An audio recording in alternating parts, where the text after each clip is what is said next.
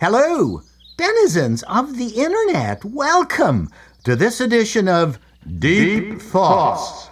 Humans like wasting time. Anything we can do to not get back to what we're being paid to do, or to get started on a project that needs to be done, or heavens, a project that just has to finally be finished. Our preference is to waste time. Sure, you could call it procrastination, call it whatever you want, but there is a difference, and I will continue.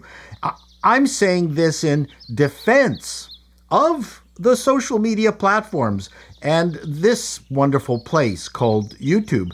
I'm not defending what they are doing to us or how they have algorithmed our brains. That's a different discussion for people with access to MRI machines and brain measuring rulers. As I was passing the half-hour mark of swiping through YouTube shorts, I had this thought that this was no different from my days of channel surfing. For you folks out there who don't know what channel surfing was, it came about with the invention of cable TV. Suddenly, we had access to 50 plus stations, and we had a remote control with up and down channel buttons. Sure, there were channel directories, but that required reading. And using the number pad to punch out a specific station required us to actually look at the remote, which was just way too much work. Lying back on the couch and pressing the next channel button was much easier, and it introduced serendipity. You might find something you would never have considered watching just from the few minutes you sampled. You had no idea there was a euchre channel, a midget dragsters channel, Sean Connery's Best of Toupees channel.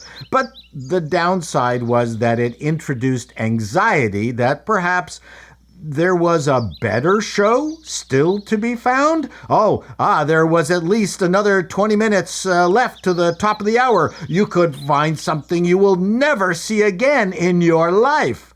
Of course, this was a fallacy. We mostly found nothing of interest. I'd hit channel 99 and then it would go back to 2, and then I would just continue surfing. Sometimes you'd hit a movie you had watched for the upteenth time, but only the ending. You never saw the beginning, and you really enjoyed the ending, but you desperately wanted to know how it started. Sports would often stop me. Channel surfing and sports were two things my wife never understood about men. Maybe the remote was an extension of our being that we felt we had to keep a tight grip on. Was channel surfing masturbatory? Damn right. I also think it was something we could control. I'm controlling that box in front of me. I'm choosing what I want to watch. There was less anxiety about falling into the middle of a sporting event.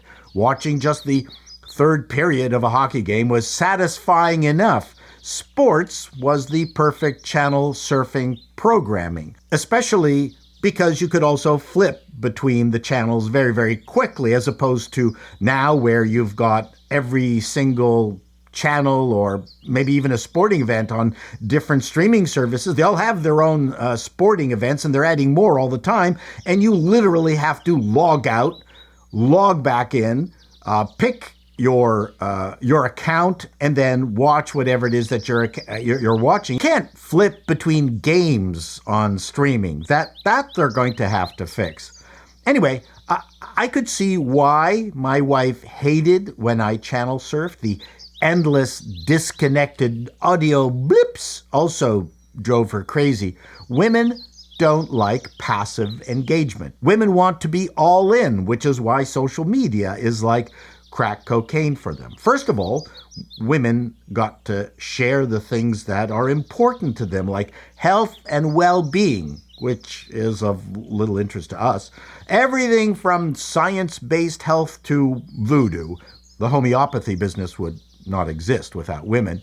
Still, I do think with all the hate being heaped on streaming, it is a dare sight better than mindlessly channel surfing. My problem, and this is my issue, is the anxiety it gives me from the sheer volume of choice. By the time I've finally settled on watching something, it's bedtime already. So I go back to wasting my remaining time watching some more shorts or read one of the 5 books I've started. Of course, when there was Blockbuster, the store, I'd walk through the whole place and decide, you know what, there wasn't anything I wanted to watch. When network TV actually mattered, we were trained to restrict our TV time between 7 and 11 p.m. We had no choice. That's when the shows we wanted to watch played. Now I'll work during the day, then a bit more after dinner, and then fuck around a bit, and then decide to watch something when I'm exhausted. How's that good? There is no day that's must-see TV anymore. I don't think it's healthy. TV actually shut down at 1 a.m. back in the 60s. There would be a test pattern and then a siren or a woo with a voice announcing that this was a test of the early warning system, which scared me to death as a kid, and then nothing, static. Exactly what it would be like if an atomic bomb had hit. I think it would be great if all social media applications shut down at 1 a.m. till 6 a.m. What do you think? We clearly can't control ourselves. I mean, obviously. Yep. I think wasting time is humanity's default position, and the rest we do against our will. Till next time, denizens, be seeing you. Hope this wasn't a waste of your time.